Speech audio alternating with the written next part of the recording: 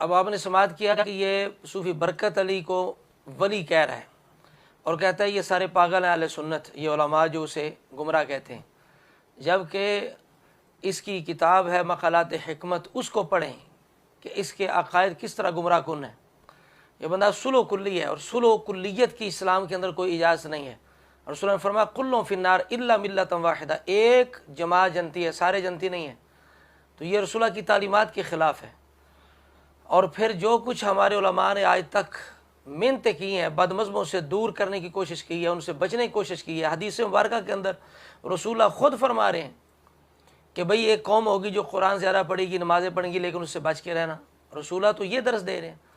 اور بعض حدیث کے اندر تو ایسے بندوں سے، گمراہوں سے، بد عقیدہ جو لوگ ہیں، ان سے رشتہ داریاں کرنا، ان کے پاس بیٹھنا، ان کی مجلسیں کرنا، ان کے ساتھ نمازیں پڑھنا، ان کا نماز جنازہ پڑھنے سے منع کیا ہے۔ خود رسول اللہ نے ترمذی شریف کے اندر ہے کہ گستاخ حضرت عثمان غنی کا جنازہ نہیں پڑھایا۔ تو لہٰذا قرآن و سنت کے اندر، سلف و صالحین کی سیرت کے اندر یہ پوری تعلیمات موجود ہیں کہ آپ نے سلو کلی نہیں بننا، ایک عقیدے پہ رہنا اور ڈٹ کے رہنا، عقیدہ اہل سنت پہ قائم رہنا۔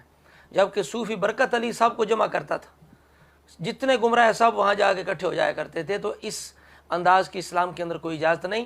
ایک ادھر ایک صوفی برکت علی ہے، ادھر ہزاروں علماء ہیں جو اس حرکت سے روکتے ہیں، وہ سارے پاگل جاہل ہیں۔ اب دیکھیے صوفی برکت علی کا اللہ تعالیٰ کے بارے میں کیا خیال ہے۔ یہ اپنی کتاب مقالات حکمت کے اندر لکھتا ہے، محبت کی دنیا بنانے سے پہلے محبت کے مالک تو رویا تو ہوگا، نعوذ باللہ معاذ اللہ، کہ اللہ تعالیٰ رویا ہے۔ تو اللہ تعالیٰ کو رونے والا کہنا یہ ایمان ہے یا کفر ہے؟ اس طرح لکھتا ہے کہ ایک بندے نے اللہ سے پوچھا یا اللہ اگر تو کھاتا تو کیا چیز کھاتا؟ تو اللہ نے فرمایا میں کھیر کھاتا۔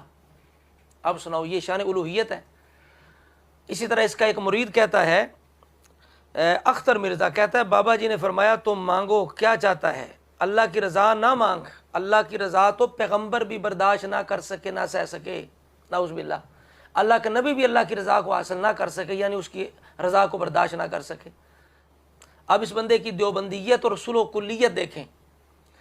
یہ لکھتا ہے کہ جب ہم تعصب سے بالا تر ہو کر فراخ دلی سے دور حاضر کی سب سے بڑی کشمکش کا جائزہ لیتے ہیں تو ہمیں تسلیم کرنا پڑتا ہے کہ دیوبندی اور بریلوی دونوں ہی حضور اقدس کے شیدائی، دونوں کا ایک ہی مقصد یعنی رضا الہی ہے، دونوں ہی ایک امام کے مخلد ہیں، آپس میں بھائی بھائی ہیں۔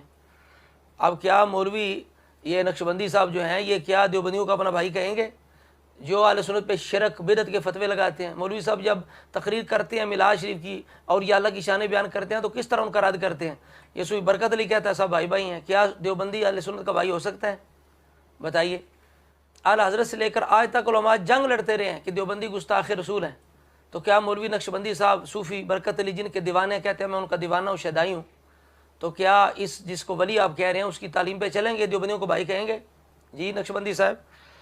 اور اگلی گمراہ کن اس بندے کی بات دیکھیں، یہ مون ڈائجسٹ لاہور، صوفی برکت علی جلد اول صفحہ 9، اس طرح مقالات حکمت جلد اول صفحہ نمبر 250 پہ اس کی یہ بات موجود ہے۔ کہتا ہے کہ جو شخص ایک بار کلمہ پڑھ کے اسلام میں داخل ہو جائے اسے ہم اس وقت تک کافر نہیں کہہ سکتے جب تک وہ کلمے کا انکار نہ کرے۔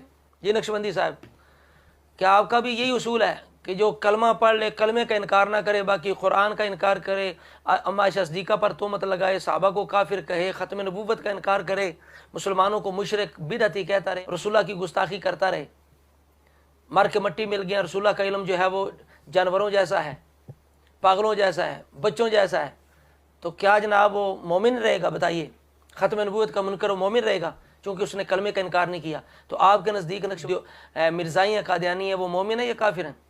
اب اس اصول سے کہ کلمے کے انکار کرنے سے بندہ کافر ہوتا ہے، تو جو منافق ہیں ان کے بارے میں کیا خیال ہے؟ منافق پھر کافر نہ ہوئے، وہ تو مومن ہوئے، کہ منافق ہوتے ہی وہ جو کلمہ پڑھتا ہے لیکن اندر اس کے کفر ہوتا ہے۔ پھر قادیانی بھی کافر نہ ہوئے کیونکہ وہ بھی کلمے کا انکار تو نہیں کرتے، ختم نبوت کا انکار کرتے ہیں۔ تو یہ عقائد ہے صوفی برکت علی کے۔ اب دیکھیں اس بندے کی تعریف کر کے یہاں اس بنیاد پر